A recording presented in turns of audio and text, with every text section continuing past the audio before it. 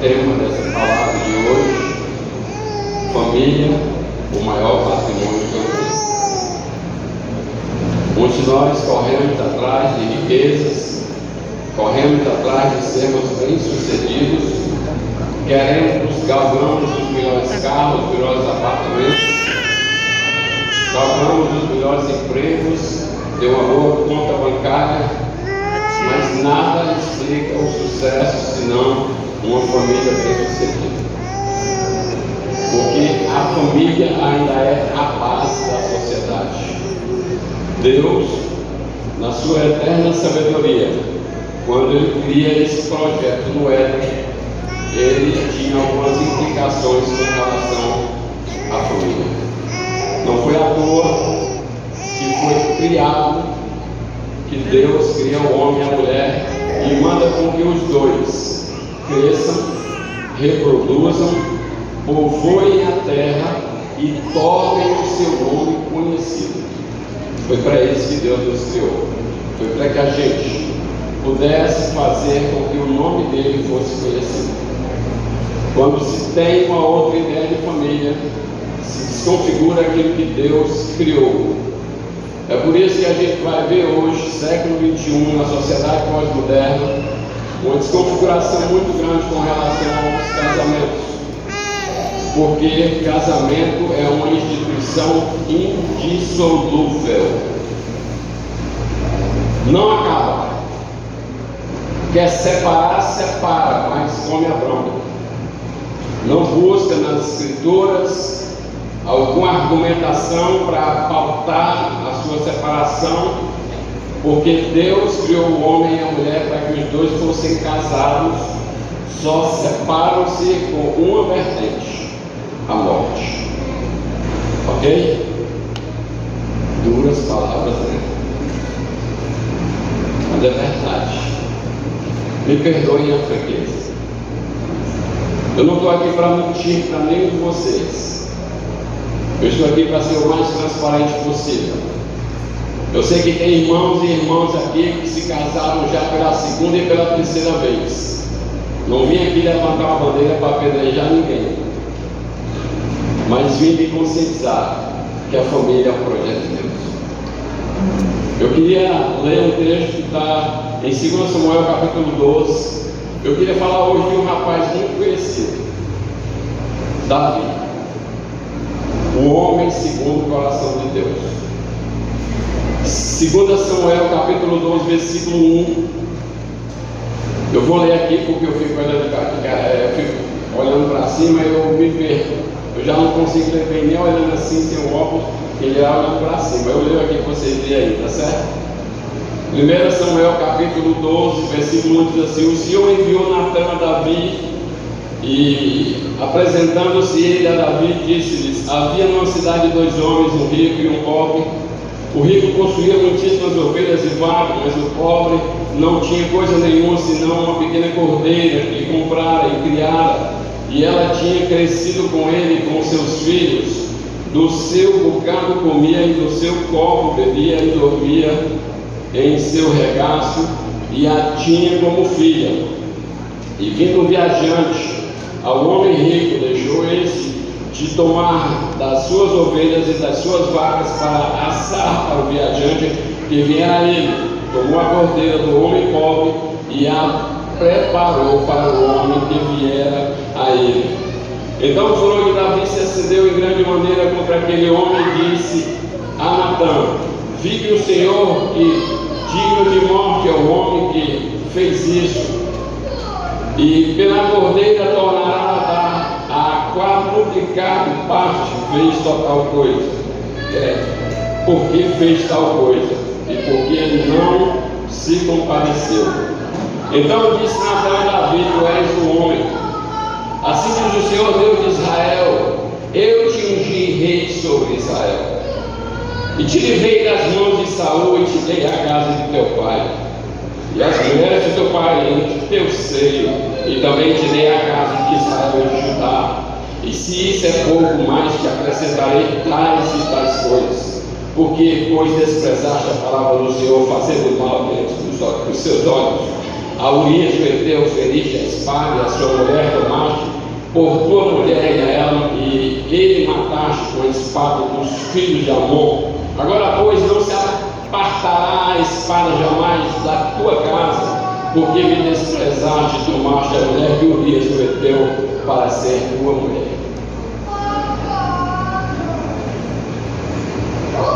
Foi isso que ele fez. Curva sua cabeça. Ô Senhor, é a tua palavra. Nós estamos aqui como servo seu para te ouvir, que eu possa ser essa noite de ti um canal. Como eu sempre te peço, Jesus, que eu diminua.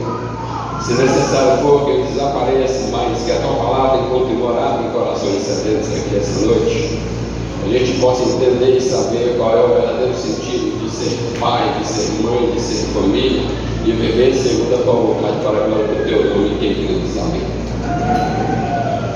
Davi, um homem escolhido por Deus para ser rei de Israel. Na realidade, nós agora terminamos o nosso curso, a disciplina de História de Israel, e eu pude discorrer por toda a história, e eu amo isso. É o meu fraco, né? O meu fraco não é o meu forte, é isso que eu gosto mesmo.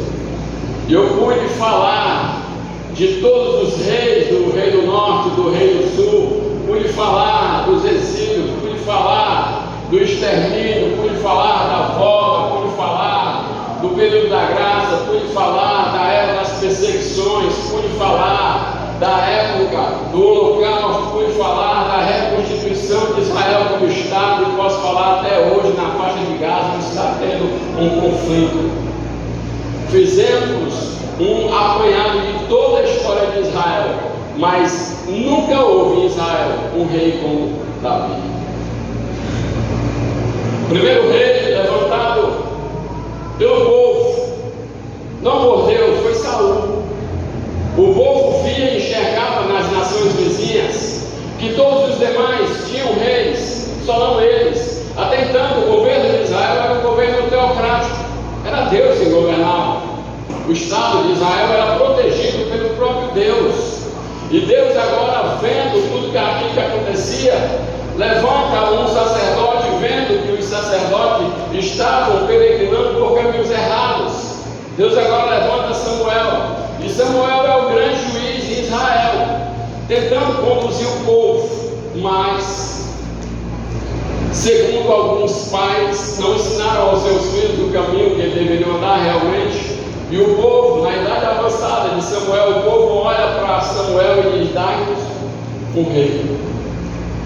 E Deus, vendo tudo do seu trono, Samuel se sente ofendido com tudo aquilo que aconteceu. Por quê?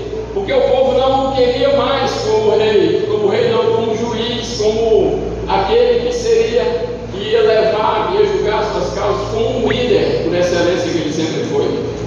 E Samuel vai ter com Deus e vai dizer: o teu povo não me quer mais como juiz, o teu povo me rejeitou. E Deus diz para Samuel: não foste a ti que se rejeitaram, eles rejeitaram a mim como rei e senhor da vida deles. Se eles querem realmente um rei, vai lá, pega aquele caçador de jumenta e elege ele a rei, porque é assim que Saul entra na história, caçando as jumentas extraviadas de seu pai. Mas Deus ungiu, concordou com a ideia a ponto de mandar o profeta ungir o rei. Mas Samuel não faz aquilo que era para ser feito. No seu segundo ano de reinado, ele começa a trocar a ordem das coisas. Havia algumas coisas que ele não podia fazer como rei, só quem podia fazer eram os sacerdotes. E ele agora resolve sacrificar. E Deus manda com que ele mate um rei, no qual a nação de Israel teve uma peleja muito grande, teve uma dificuldade muito grande. Deus mandou Saul ir lá, matar não só o rei, mas matar todos os animais, acabar com exatamente tudo. Saul não faz isso. Saul volta, traz o rei vivo e a gordura que o rei tinha. Quando Samuel chega, escuta o batido de sino das ovelhas, e ele perguntou: que barulho é esse? É a gordura do rei. Se me fala a memória, Agag, o nome do rei. E agora ele vai olhar para Saul e diz assim: assim: o Senhor não tem prazer em sacrifício, o Senhor tem prazer em obediência. É melhor obedecer do que sacrificar. Samuel vai, pega a espada do rei, mata o rei, pega a gordura, mata e acaba com absolutamente tudo. Mas a partir daquele momento, Deus manda Samuel dizer para o rei que a partir daquele momento Deus não o queria mais como rei, e Deus já tinha um homem que ele tinha escolhido, segundo o seu coração, que seria o grande rei em Israel, Davi. Saul é rei em Israel durante 42 anos, 40 anos governando a nação sem ter a tutela do próprio Deus sobre a vida dele. Até que ele se depara com inimigos fortíssimos chamados filisteus. A chegada dos filisteus, Davi entra na história como um garoto de 16 anos, menino, aproximadamente, não se sabe bem, porque a Bíblia não diz a idade dele, sabe que ele era novo. E outra, quando Deus manda Samuel agora ungir Davi a rei, Davi não estava em casa. E alguns historiadores vão dizer que Davi, com certeza, ele era um filho bastardo, porque esse posicionamento de cuidar de animais não era um dos filhos legítimos de Jessé. Mas Samuel vai à casa de Jessé e unge Davi a rei, mas Davi não assume o reinado. Por quê? Porque ainda havia um rei em Israel chamado Samuel. A história continua e aquele menino continua cuidando das ovelhas. Um homem que Deus separou para ser um grande líder, para tornar Israel nação e respeitá-lo no mundo antigo. Se você hoje for em Israel conversar e falar sobre Davi, não fale mal, fale bem. Os judeus ortodoxos, eles têm uma verdadeira idolatria por Davi. Por quê? Porque Davi foi o grande homem da história do mundo antigo de Israel. Mas Davi agora tem o seu primeiro grande obstáculo na sua vida. Qual foi o primeiro grande obstáculo de Davi? Foi um filisteu que se levantou. No mundo antigo, as guerras, as lutas se separavam. Ao invés de haver uma grande matança, se separava um homem de um grupo, de um país, e um homem de outro, os dois degladiavam. Quem vencesse era o grande campeão da luta. E os filisteus tinham um homem de aproximadamente 2,20 metros de altura, muito forte, muito pesado, um gigante chamado Golias. Davi ainda é criança, mas sabendo ele quem ele era e quem estava por sobre ele, ele simplesmente olha para aquele gigante e diz: quem é esse incircunciso filisteu que ousa vir desafiar o exército do Deus vivo? Davi não lutava em nome de Israel, Davi lutava em nome de Deus por Israel. Davi era o representante de Deus em Israel, na íntegra. Não é à toa, o escritor sábio vai mostrar ele como um homem segundo o seu coração. E Davi faz algo que até hoje ninguém consegue explicar: mata o gigante. Tornou-se conhecido. Ao tornar-se conhecido agora, começa os cânticos na boca das mulheres. Saul mata 1000, mas Davi mata 10.000. E isso trouxe para Saul rancor, raiva, inveja e despeito. E a partir daí Saul passa a perseguir aquele jovem rapaz, tentando o matar, até que Davi resolve se refugiar na caverna de Adulão. E lá na caverna de Adulão ele resolve fazer um exército. Exército esse que era aproximadamente contido de 400 homens. O lixo da sociedade do mundo antigo estava na caverna de Adulão juntamente com Davi, escondido, refugiado. Mas Davi havia nele algo diferente dos demais. Davi tinha uma facilidade de liderar fora do comum, e ainda por cima, com Deus por trás. Davi agora monta um exército que em 2 Crônicas vai falar dos 37 valentes de Davi. Homens que o mundo não conhecia, homens que eram lixo do mundo. Até que um dia ele tem a oportunidade de matar Saul, mas ele não mata. Por quê? Porque ele era temente a Deus e dizia: ai de mim de tocar no ungido do Senhor.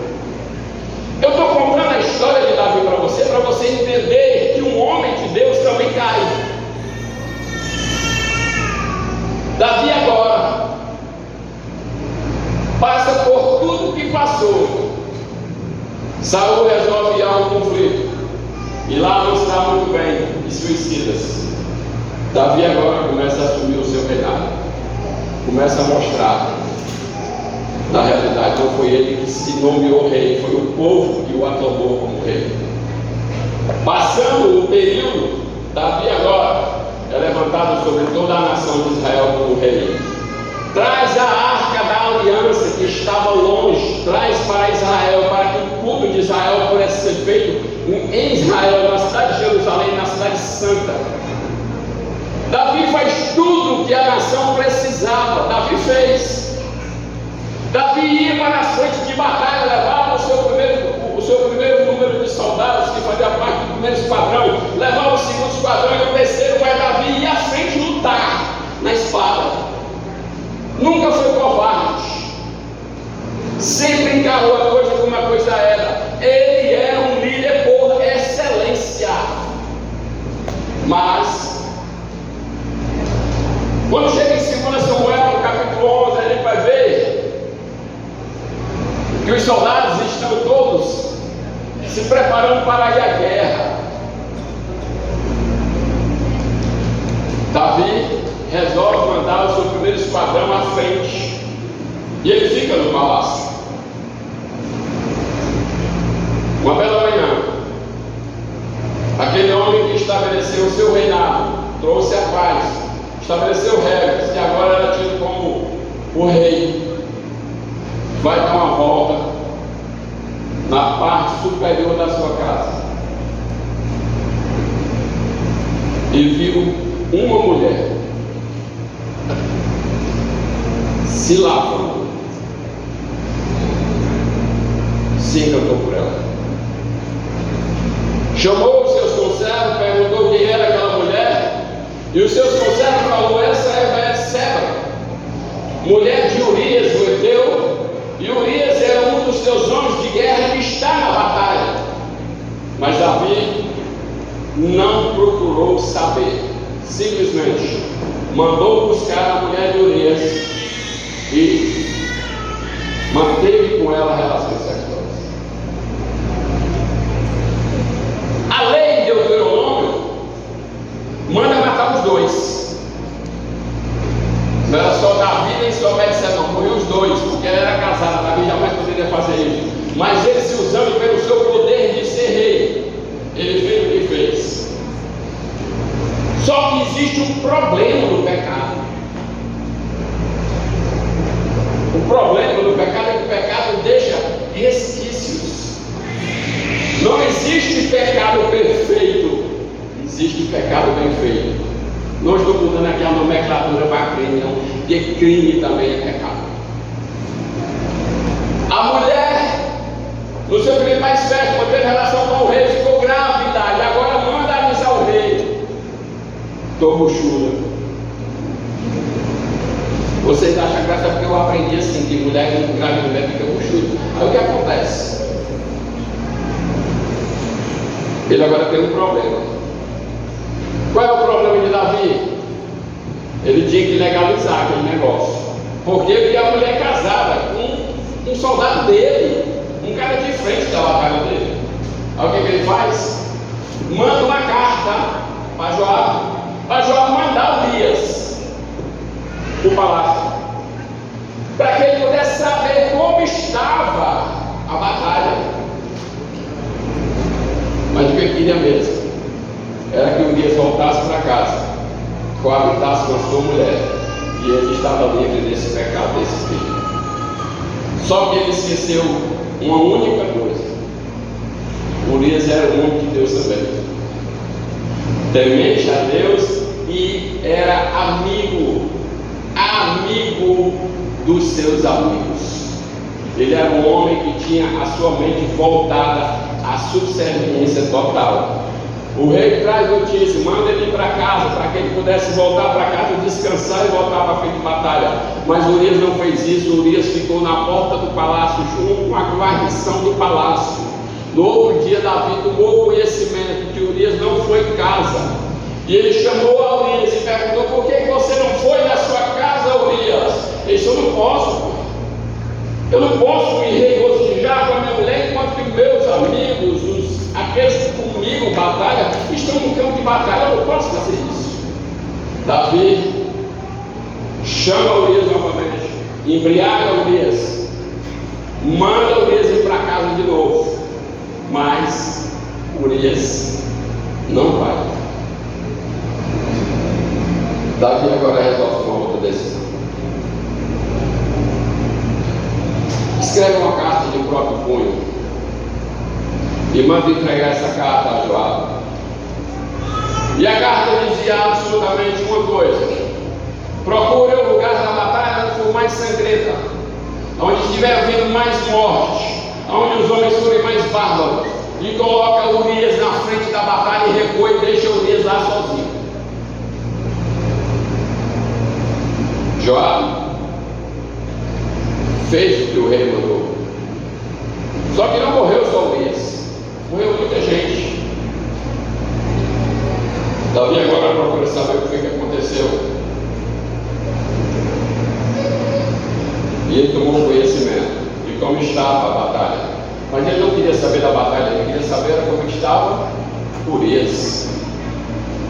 E quem traz a notícia, o mensageiro, traz e diz: Urias é morto, está morto.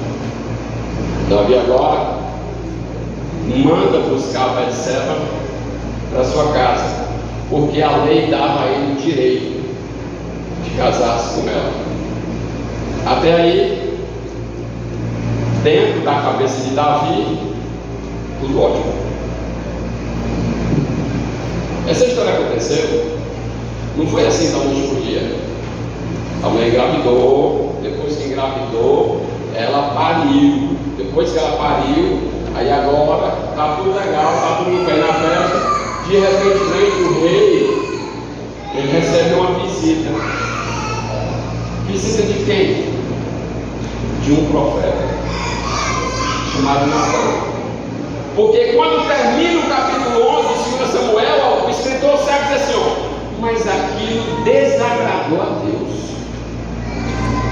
Ninguém de Israel imaginava o que estava acontecendo realmente.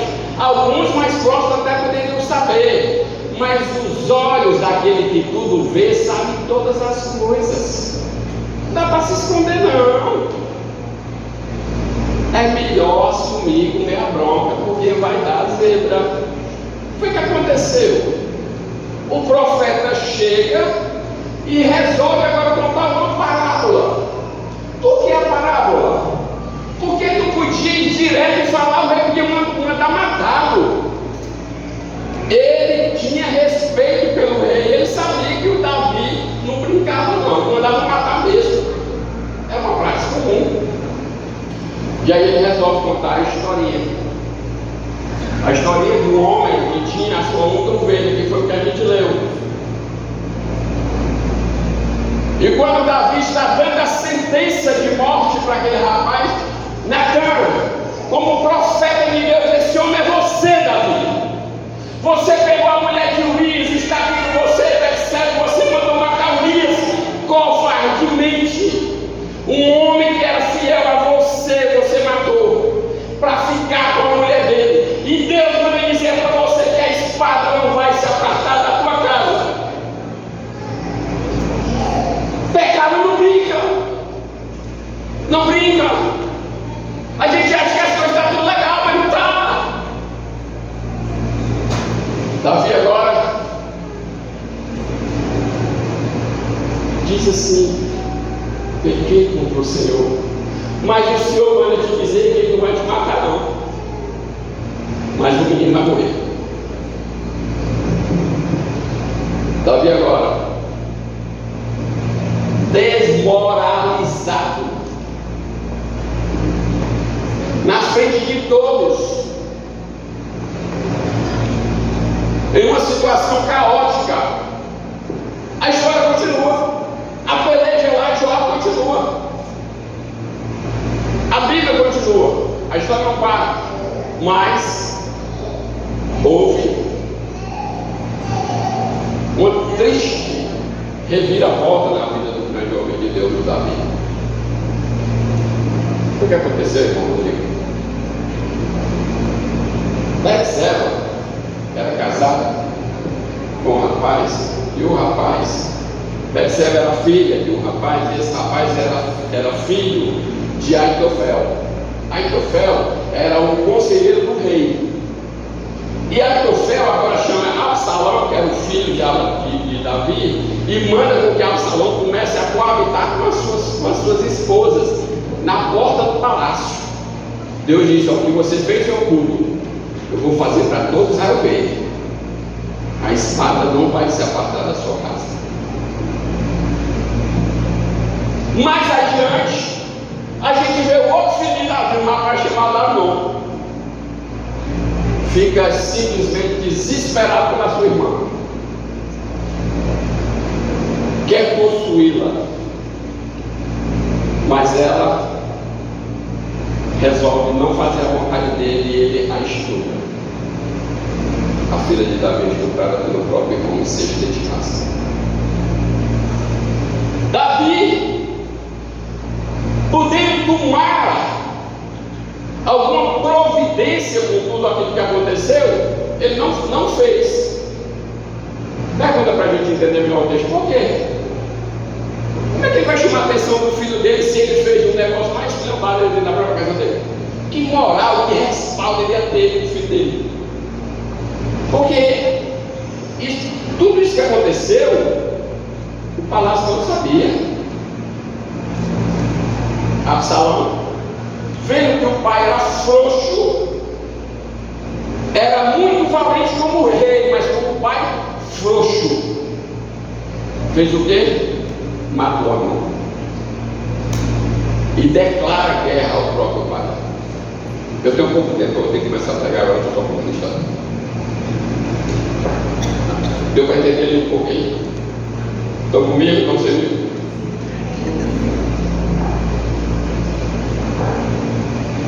Eu olho para a história desse homem e confesso para vocês, assim como diz na Escritura, Paulo escreveu aos Coríntios, capítulo 15, diz que tudo aquilo que foi escrito para o nosso ensinamento. E a gente tem que aprender algumas coisas com esse rapaz.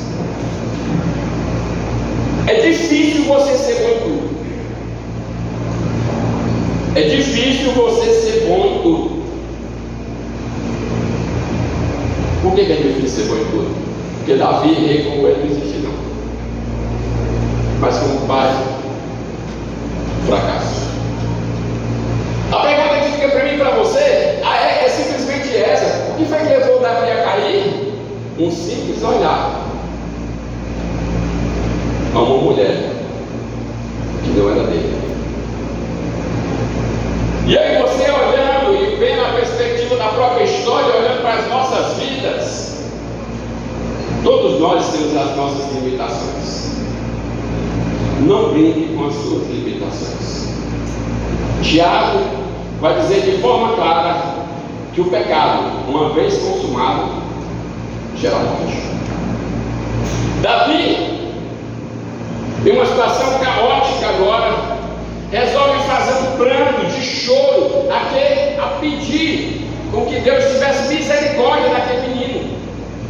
Resolve entrar em um processo de abstinência total, parou de comer, parou de tomar banho e ficava orando, debruçado no chão durante muito tempo. Os seus que com ele estavam não tiveram coragem de comunicá-lo que a criança estava morta. E ele vendo como aqueles que estavam com ele estavam se comportando, ele simplesmente se levantou, tomou banho, se ajeitou, foi lá à tenda cultuar a Deus. E todo mundo ficou se perguntando: por que você fez isso? Porque eu percebi no comportamento de vocês que a criança já estava morta. E ela não pode vir mais até a mim, mas eu irei até ela. A família de Davi passou por um grande problema, porque faltou nele alguns posicionamentos como marido, como pai, como irmão, como família. E eu agora esqueço um pouco da vida e olho para as nossas vidas, e eu faço a seguinte pergunta para você: qual é o maior vilão das famílias hoje, século XXI? Não são mais os olhares, são os aparelhos do celular. Entendam bem o que eu estou falando para vocês. Eu, Rodrigo, que vos falo, eu vi um casamento de 31 anos acabar por causa de um aparelho de telefone. Aí você pode estar dizendo isso. Não pode. Pode. Porque nós nos esquecemos de algumas coisas concernentes ao casamento, à família.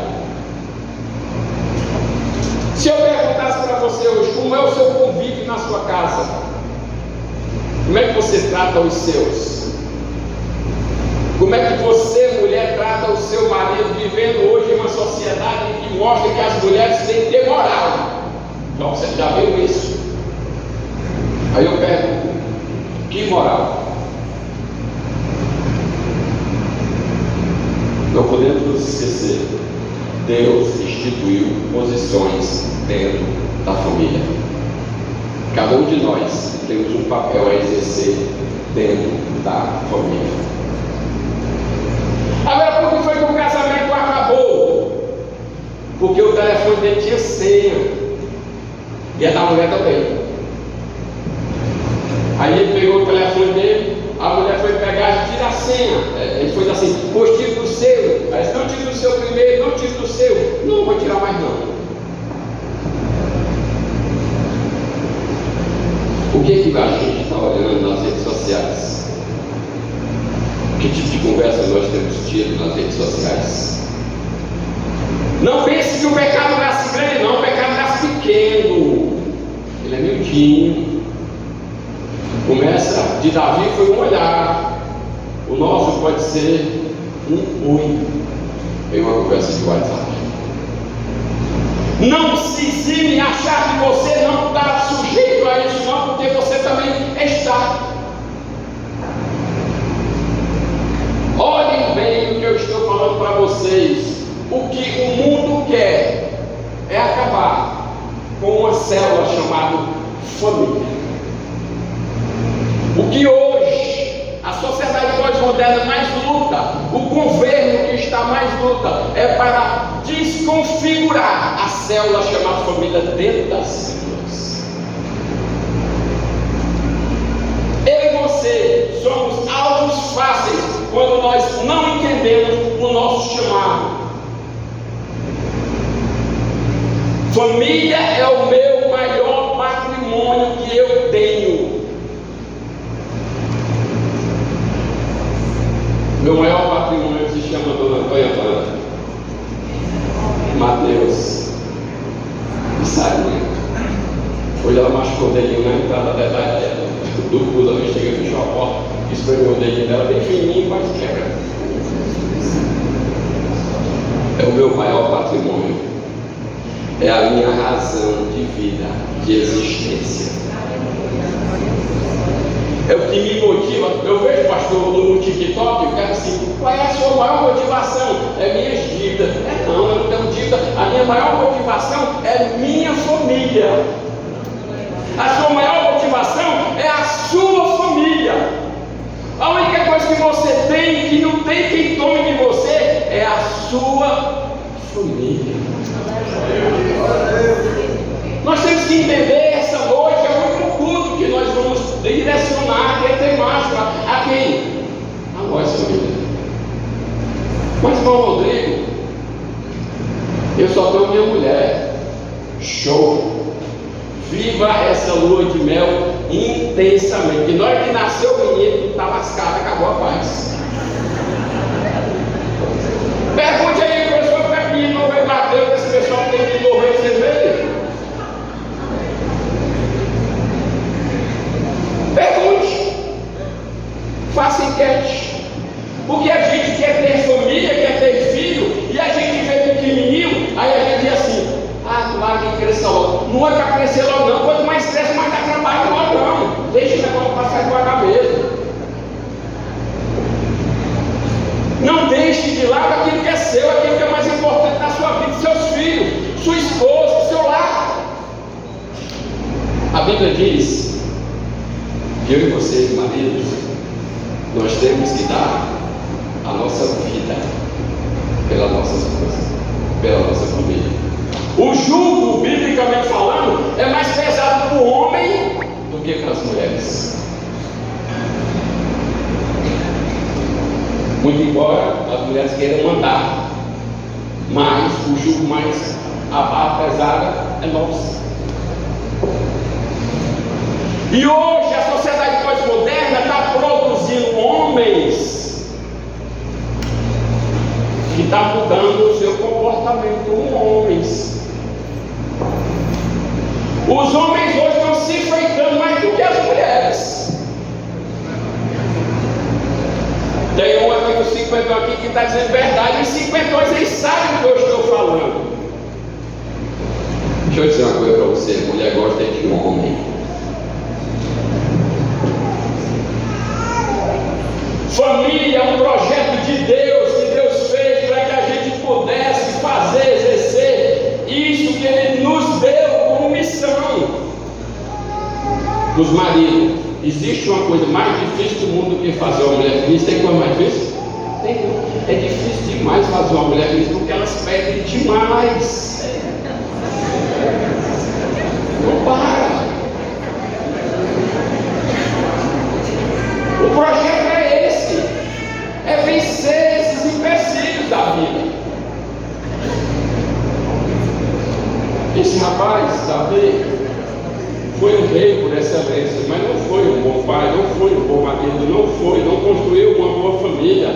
Nós nunca, se você galga isso, observe bem aquilo que você quer. Eu não procuro, eu não busco, eu não quero, eu quero ser pai. Eu quero ter minha família. Eu quero viver o resto de vida que eu tenho olhando para os meus. E a minha mulher chegou para mim: você vai criar uma menina. Aí o rapaz passa a mão na cabeça e diz: meu Deus, vai começar tudo de novo.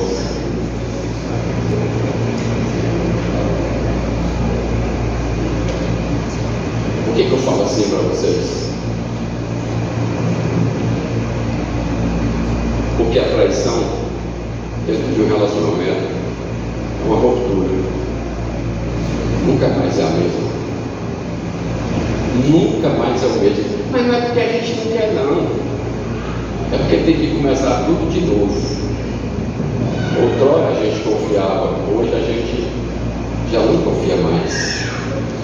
A gente vive junto, faz as coisas, faz aquilo que precisa ser feito, mas a gente até perdoa. Mas não é mais a mesma coisa. Quebra. É por isso que eu falo para vocês: tenham cuidado. Tenham cuidado com quem vocês estão se relacionando. Eu tenho 52 anos de idade apenas, mas nunca vi uma amizade entre homem e mulher dar certo. Eu nunca vi uma amizade entre homem e uma mulher dar certo. Jânio Quadros, quando ele foi eleito presidente do país, uma repórter foi conversar com o Jânio Quadros e perguntou para ele: presidente, quais são os seus planos como presidente? Ele começou a falar. Na segunda pergunta, ele disse assim: ela disse, e o senhor pretende fazer o quê? Na terceira pergunta, ela foi assim: Jânio Quadros, ele disse: peraí, intimidade só operam filhos e aborrecimentos. Tem que ter cuidado. Você sabe por quê? Paulo adverte isso à igreja. corpo, contra a fornicação, contra o adultério. Vocês sabem por quê? Porque igreja é lugar que tem mulher, e os homens têm que aprender a respeitar as mulheres. A igreja, fora da igreja, o emprego, aonde você estiver. Um homem de verdade respeita. Mas vocês, mulheres, abram os olhos. Nem todo mundo aqui é homem de verdade. São aproveitadores, abusam. E a gente vê os escândalos dentro da igreja. Por quê? Porque nos falta policiamento, nos falta olhar e ver a coisa como uma coisa é realmente. Eu e você somos chamados por Deus para fazer, constituir família e vivermos e termos uma vida em alegria. Observe se o que eu estou falando para vocês. Eu vejo naquele vídeo que foi feito aqui, e a vez de Acunal está de parabéns, eu amo, quando for de novo vai me chamar que eu vou. Observe, meus velhinhos. Hoje a sociedade pós-moderna diz que o casal vai bater um filho. Tem um problema aí. É dois, é marido e mulher. Lá em casa um dos dois vai se lascar comigo, porque tem que ficar comigo, ou Mateus ou a Sara. Nós temos dois. Quem só tem um, se prepare para ir vazio. Se prepare. Observe. A gente vê hoje filhos, um casal tendo apenas um filho, aí não pensa que vai ficar velho. Querido, você não vai morrer não, você vai morrer velho. Quem vai cuidar de você? Tem dinheiro para pagar porque ela paga. A não ser que seja uma entidade filantrópica, mas você vê que os bichinhos precisam de cuidado. E agora eu me lembro das palavras do pregador que diz: só vai ficar perto da gente quem ama a gente. Hoje atrás eu fui lá na casa da minha mãe, e ela reclama. Ela reclama de tudo, ela quebrou os dois braços e as duas pernas e quer andar normal. Se meu filho, eu não sei mais o que é que eu faço, né? Não tenho que fazer, eu vou com um carro, vou com a cadeira de roda, uma lambreta, qualquer coisa. Então não dá.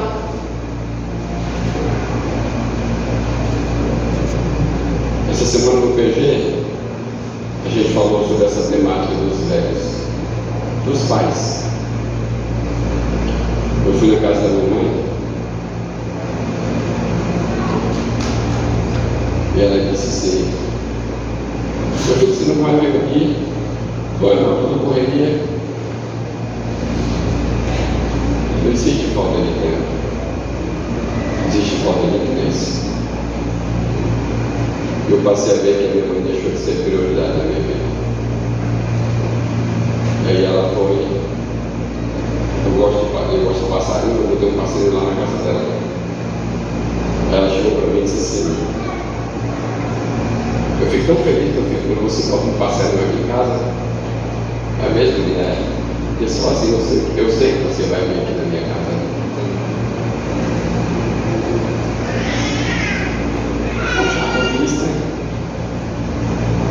Mas é verdade. Família. Obrigação da gente como filho cuidar dos nossos pais. Obrigação de nós como filhos cuidar das nossas mães e honrar. Esse é o quinto mandamento com promessa que Deus nos deixou. E muitas vezes nós vivemos um ativismo tão grande de querer ficar rico, de querer ter as coisas. Deixa eu dizer a coisa para tu, está com quantos anos? Tem 30, tem, já tem uns 15 mil guardados. Se não tiver, não vai muito atrás de ficar rico, não vai se decepcionar. Não estou jogando a água nos teus planos, mas se você for crente, porque o crente joga em jogo de azar, a possibilidade de ganhar na loteria diminui bastante, porque crente não joga loteria. Tem que trabalhar com um salário mínimo de 1.320. Com a inflação que nós temos hoje, com as despesas que nós temos, você tem que ganhar no mínimo 20 salários para você poder fazer alguma coisa na vida. Então, deixa de lado um pouco do ativismo e passa a viver um pouco mais com a tua família aqui dentro. Muitas vezes nós precisamos tanto nos especializar em algumas coisas e nos esquecemos do primordial das nossas vidas, que é o quê? É ver os nossos filhos crescerem. As mães de hoje não veem seus filhos crescerem. A educação dos filhos de hoje está sendo terceirizada, e terceirizada por quem? Quem ensina os filhos de vocês? Quais são os valores que essas pessoas têm passado para essas crianças? Se você for olhar, estatisticamente falando, você não passa mais do que 5 horas por dia e o restante do dia esse menino fica com quem ou essa menina? Alguém fica, e esse alguém que fica está ensinando o quê a essa criança? E você só tem uma, e é 2. Um dos 2 vai se lascar na história. Quem vai cuidar? Finalizando, tive pouco tempo hoje, mas mesmo assim você vai ter que me aguentar. Família é o bem mais precioso que você tem. Davi foi o grande homem de Israel e continua sendo até hoje. Mas como pai, por acaso, como homem, tinha mais de 700 mulheres.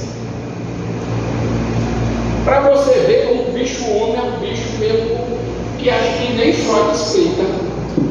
O cara tinha mais de 700 mulheres, ele foi querer a mulher do cara, casada, para se satisfazer. O que foi que derrubou? O que foi que derrubou Davi? Ele esqueceu de uma coisa. Que ele não é o suficiente. Todos os homens e todas as mulheres que caíram porque se esqueceram que não são autossuficientes. Se você estiver pensando que você vai aguentar as cantadas até o fim, você está enganado, você vai cair. Fuja! Corra! O que foi que o rapazinho lá fez lá, o filho de Jacó lá, o José, foi que ele fez lá com a mulher lá? Correu porque ele era homem. Tem muitos homens aqui, pastor, que estão correndo mais para cima. Depois que a miséria está feita, não adianta reclamar nem culpar ninguém. Eu estou aqui para lhe dizer, eu vim só lhe advertir. Se você não parar, você vai cair. Não brinque. O pecado não brinca com ninguém. Agora, eu quero concluir lendo umas palavras de Davi. Depois de tudo feito, passando todo o terreno, vendo os filhos se matando, perseguido pelos filhos, ele ainda tem a capacidade de escrever: tem misericórdia de mim, ó Deus, segundo a tua benignidade. Apaga as minhas transgressões segundo a multidão das tuas misericórdias. Lava-me completamente da minha iniquidade e purifica-me do meu pecado. Porque eu conheço a minha transgressão e o meu pecado está sempre diante de mim. Betseba estava com ele toda hora, ele estava olhando para ela. Contra ti somente pequei e fiz o que é mal à tua vista, para que seja justificado quando falado e puro quando julgares. Eis que iniquidade fui formado e em pecado me concebeu minha mãe. Eis que amas a verdade no íntimo e no oculto me fazes conhecer a sabedoria. Purifica-me como isopo e ficarei puro. Lava-me e ficarei branco, mais branco do que a neve. Faz-me ouvir júbilos de alegria, para que goze os ossos que tu quebraste. Escolha a tua face dos meus pecados e apaga todas as minhas iniquidades. Cria em mim, ó Deus, um coração puro, e renova em mim um espírito reto. Não me lances fora da tua presença e não me retire de mim o teu Espírito Santo. Torna-me a alegria da salvação e sustém-me com um espírito voluntário. Então ensinarei os transgressores os teus caminhos e os pecadores a ti se converterão. Livra-me dos crimes de sangue, ó Deus, Deus da minha salvação, e a minha língua louvará altamente a tua justiça. A Abre, Senhor, os meus lábios e a minha boca entoará o teu louvor, pois não desejo sacrifício, senão eu os daria.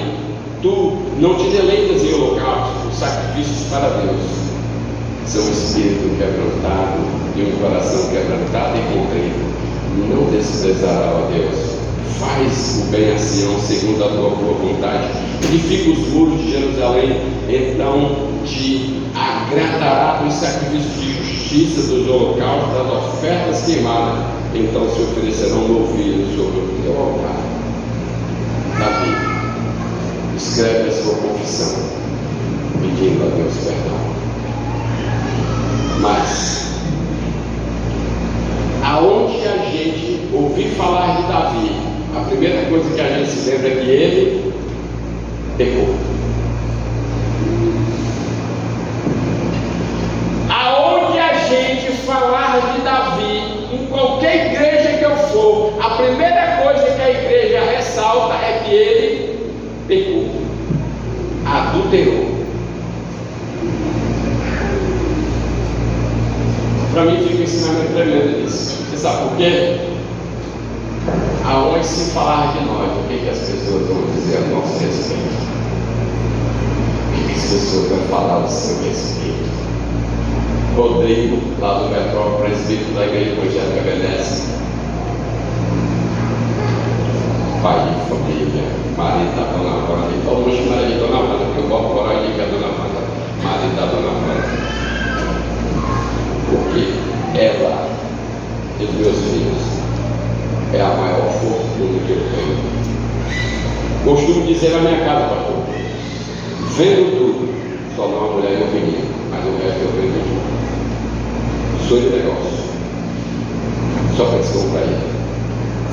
Quando falarem de você, o que vão falar ao seu respeito?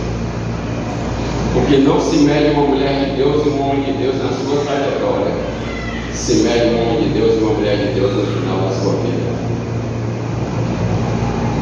Eu posso falar com propriedade porque eu vi. Eu conheci nessa igreja aqui uma senhorazinha, que eu chamava ela de vó, e ela dizia para mim assim, vocês vão se lembrar dela. Como é que está a vó? Meu filho está aqui vivo, todo mundo morre menos eu. Ela dizia para mim. Mas a avó Edith marcou uma história, você sabe por quê? Uma mulher de Deus. Uma mulher que criou os seus filhos, criou a sua família dentro da igreja, levando o legado à frente. Fica um ensinamento para mim e para você. Observe o que você tanto luta, o que você tanto busca. Antes de qualquer sucesso, é impossível um homem ser bem sucedido se ele tiver uma família feliz. Amém? Vamos ficar de pé, vamos orar. Glória a Deus.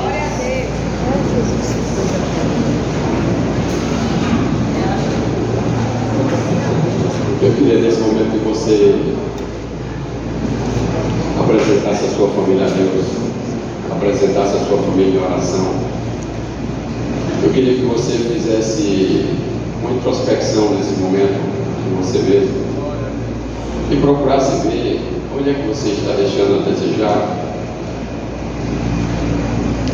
Por que a sua família não é tão feliz? O que você precisa para que a sua família possa desfrutar de uma plena felicidade na sua casa? Eu queria que você orasse comigo. Eu queria que você pegasse a mão do seu cônjuge, da mão da sua família, que aí fica de mão sentada. É a última vez do ano, não vai doer não.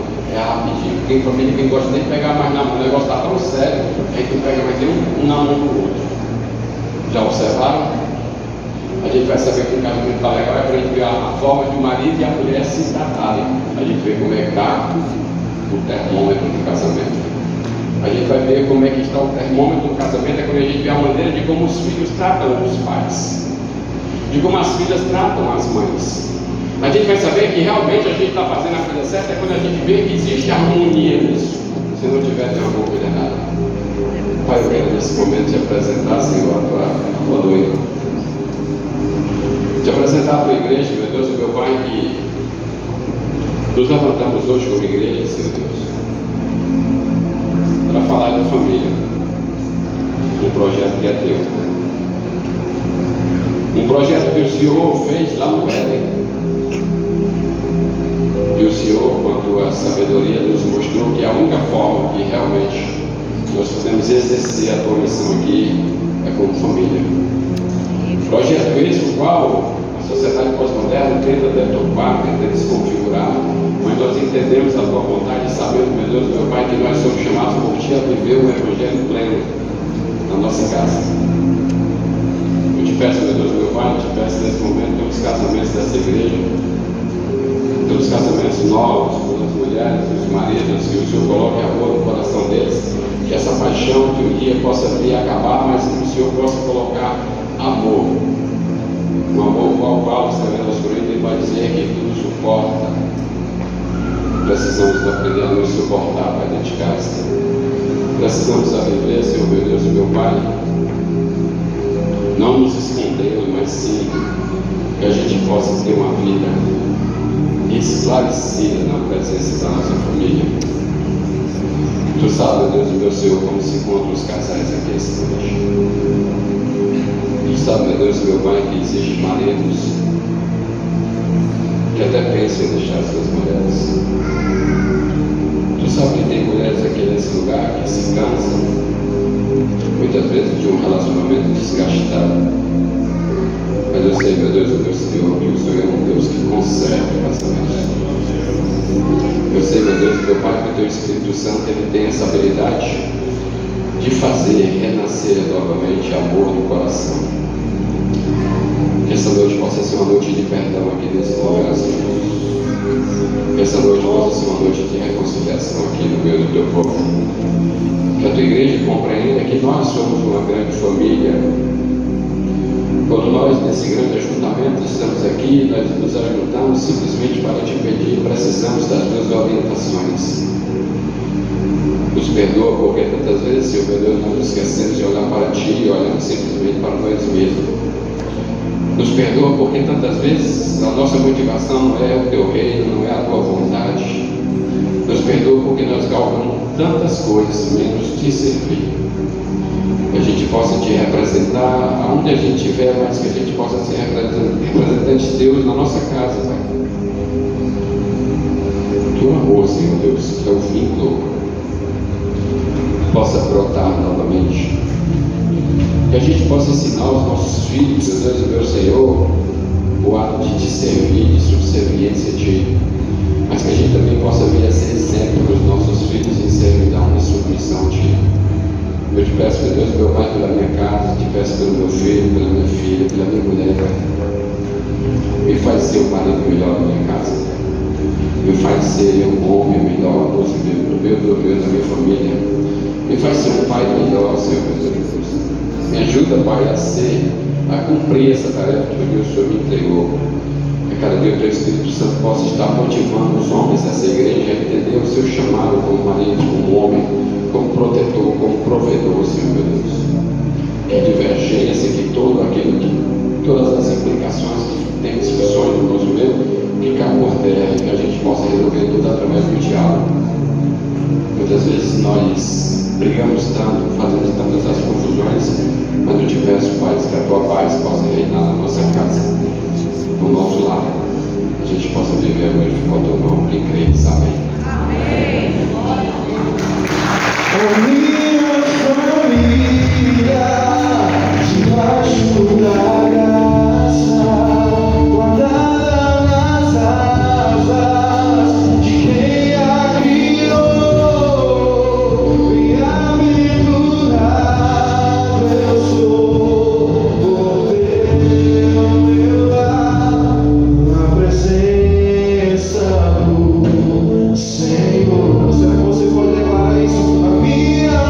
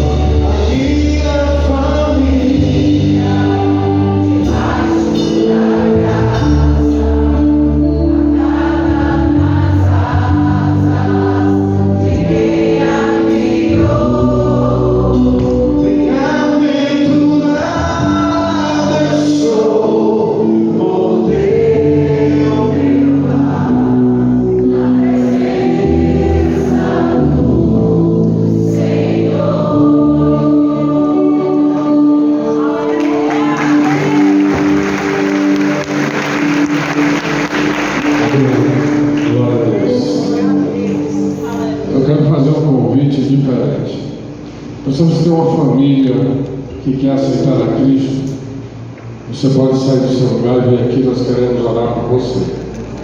Você e a minha família queremos aceitar a Cristo. Você pode vir, nós vamos orar por você. Oh, glória. Esse é o primeiro convite. Assim como nós vamos fazer com as crianças, vamos aprender a ganhar as crianças, nós também queremos ganhar a família inteira. Amém? Alguma família, em nome de Jesus, deixa eu fazer individualmente agora. Há alguém nesse lugar que ainda não aceitou Jesus e quer aceitar nessa noite, nós também queremos orar por você. Você pode sair do seu lugar, vir aqui na frente, nós vamos orar por você. Eu não vou insistir porque o horário está corrido já e o nosso culto termina sempre 8h30, mas hoje passou mais um pouquinho porque teve muita participação. Mas nós queremos que você compreenda que os cultos do domingo eles terminam 8h30. Amém? Então vamos receber a bênção em nome de Jesus. Que a graça do Deus eterno, a comunhão e as consolações do Espírito Santo, o amor de Cristo Jesus, repouse sobre a sua igreja, hoje e para todos sempre. Amém. Não abra a porta agora não, por favor. Eu quero chamar essas famílias aqui. É o Milton. Cadê o Milton? Milton, Alice. E o Flávio e a Josiane.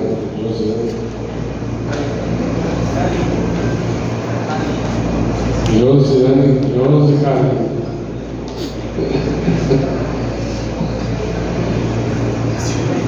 Esses irmãos aqui, o Milton e a Alice, a família, os netos, né?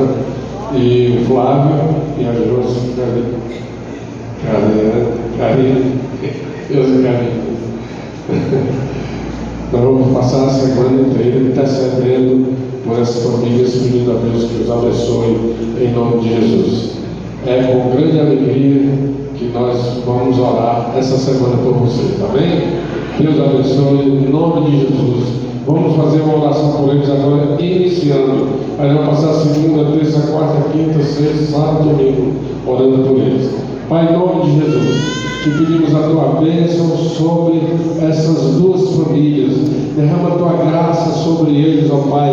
Ó Deus amado, vá suprindo as necessidades, ó Senhor Deus, e que eles possam gozar da tua bondade, da tua graça e da tua misericórdia. Te pedimos pelos teus servos, em nome de Cristo Jesus. Amém e amém. E graças a Deus. Está encerrado o nosso culto nessa noite. O Diácono Marco Abreu.